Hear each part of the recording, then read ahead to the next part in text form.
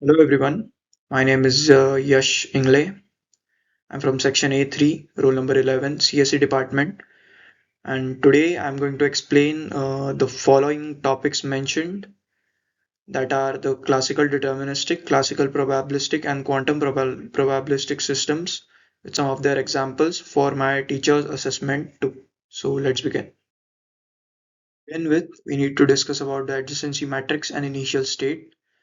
Adjacency matrix is a mathematical way of representing a graph using a square matrix. We will be looking at all types of adjacency matrix in the examples in the upcoming slides. It tells us which states are connected to which other states. And all of the examples below include adjacency matrix according to the respective diagram associated with the question that I have attached. And talking about initial state is nothing but the state at which a particular particle or particular electron, photon, etc. starts to begin with. So calculations for the questions, we usually take the initial state as we take the probability of an object being at a point 1 at a certain point and 0 for all other points to make the calculations easy. And now the first topic is the classical deterministic systems. In this system, we can consider an example of a calculator. Like if we perform a particular calculation, we'll get the same output for that particular calculation every time. Doesn't matter how many times we calculate that very calculation, we'll get the same output every time. And deterministic systems are usually predictable. Um, there is no uncertainty or randomness in this system. No, some of the algorithms are bubble sort. We can consider an example of binary search.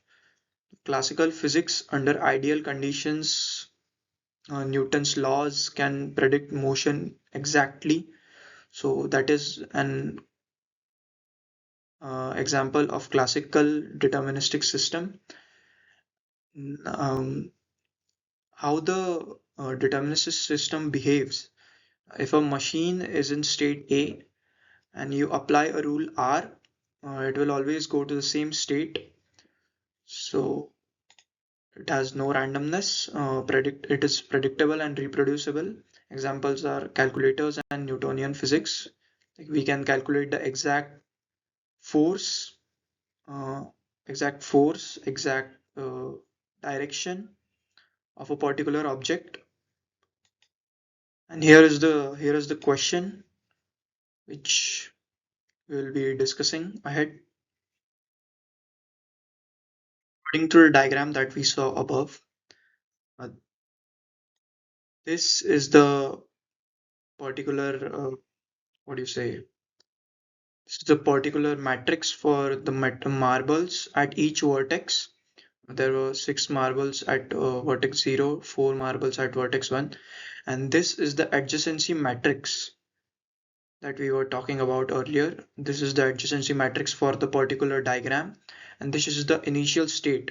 See, the 6 marbles were at vertex 0, so we write 6 here. 4 at vertex 1, so we write this as it is. In this example, we are considering marbles at particular vertices.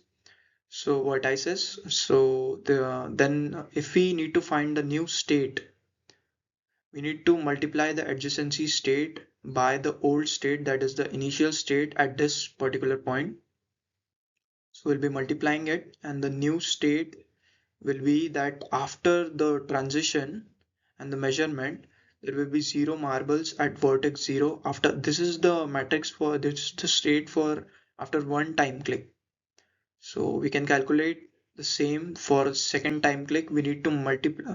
At that time, we will need to multiply the adjacency matrix by this new state to find the new state after second time click. So this is a classic example of the classical deterministic system. We look at the classical probabilistic system. As we see, I've attached a example here, but first we'll look at the characteristics of this system. So the output varies with probability, and there is randomness in this system. Uh, we can consider an example of a coin toss. When we toss a coin, we can predict the probabilities of head and tail, both are 50-50. And the coin toss can be also considered as a quantum probabilistic system, because when we toss the coin, when it is in the air, the coin is in superposition. That means we cannot find the probability when the coin is in the air, that what probability is that heads is on the upper side, tails is on the lower side, but we'll discuss it later. How the about the classical probabilistic system. This is the diagram for the classic probabilistic system. In this, the probabilities are in the form of real numbers, as we can see, 1 by 2, 1 by 6, 1 by 3. These all are real numbers. So this is the initial state. We have taken 1 at vertex 0. So this is considered as easy. This is easy for the calculation purpose, and this is the adjacency matrix for this particular diagram.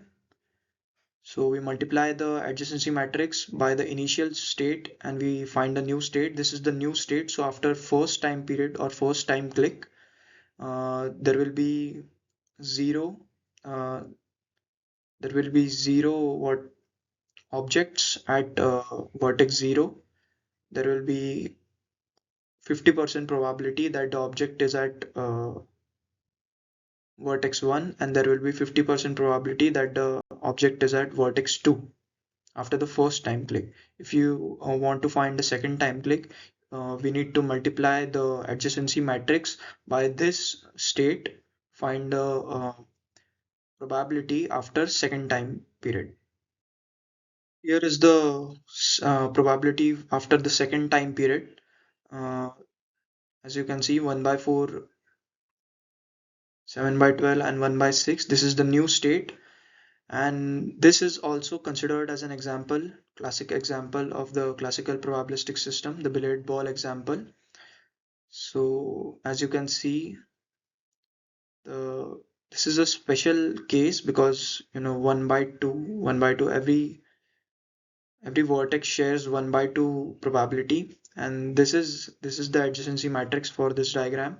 This is the initial state where the object is starting from 0, and this is the probability of first time click, this is the probability after second time click, this is the probability of the third time click, and this is the probability of the fourth time click. So as you can see, the probability after the matrix after the first time click, the matrix after the third time click are same, so we get the same matrix repeatedly. So this is the classical billiard ball example. About the quantum probabilistic system, here the probabilities are in the form of complex numbers, a directed graph with weights given by complex numbers as written. It uses quantum superposition and interference, and it is highly uncertain, and there is a lot of randomness in this system. Deterministic system evolution, but probabilistic measurement is needed. It uses amplitudes, not classical probabilities. So these are the amplitudes that we are using. And the classic example would be the double slit experiment and quantum computing algorithms that we are going to see. This is the solution for the question that we saw earlier in the earlier slide. This is the initial state. This is the adjacency matrix. And here amplitudes are used in the form of complex numbers, as you can see. This is the new state after one time click, as we multiplied the adjacency matrix by the initial state.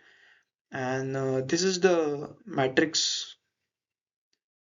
This is the matrix for after the second time click, when we multiply the adjacency matrix by the first new state after one time click, we obtain the same initial state. So this is a very important example. And in a quantum system, A particle doesn't have to be in just one state or another. It can be in a superposition of multiple states at once. The quantum system follows the laws of quantum mechanics, which are very different from classical probability. Classical probability uses normal numbers, whereas quantum probability uses amplitudes, as we saw and as we see, which can be positive, negative, or the even complex numbers, as we see here in this page, in this slide. So, example could be a qubit. It can be 0, it can be 1, or any superposition of 0 and 1. So, as we come to the conclusion, talking about the classical deterministic system, it has directed graphs without weights, that is the probabilities. There is no randomness in this system. We get the same input, same output for the same input, and it is very much predictable and stable. So the examples include operations of a calculator and calculating force, mass, velocity of an object. And the future state in this system is fully determined by the current state. Talking about the classical probabilistic system, it has directed graphs with weights, that is the probabilities in real numbers, as we saw in the examples earlier.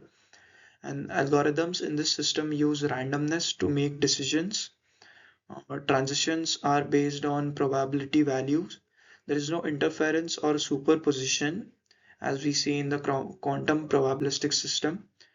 And the randomness is based on mathematical probability. Examples include weather predictions and tossing of a coin, or calculating probability for the outcome of a coin, tossed coin. So now talking about the quantum probabilistic system, it has directed graphs with weights in complex numbers. In this system, complex amplitudes are used instead of classical probabilities. Based on quantum mechanics, superposition and complex probability amplitudes are used. Probabilities arise only after measurement or transition, and interference gives a quantum probabilistic system advantage. And examples include double slit experiment with electron and quantum measurement of a qubit. That's it from the video. Thank you so much for watching, and I hope I could explain all of the topics well. So, thank you.